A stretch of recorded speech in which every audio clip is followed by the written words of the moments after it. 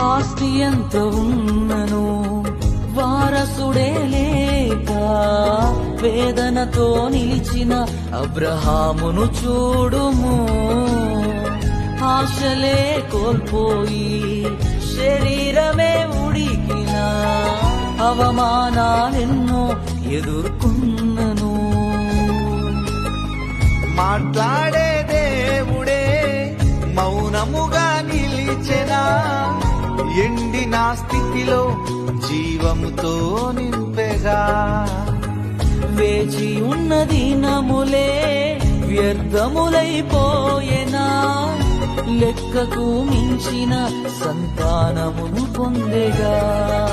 నమ్ముట నీ వలనైతే సమస్తము సాధ్యమేగా, చిరిగిన నీ స్థితిలో చిరునవ్వుతో నింపుముగా.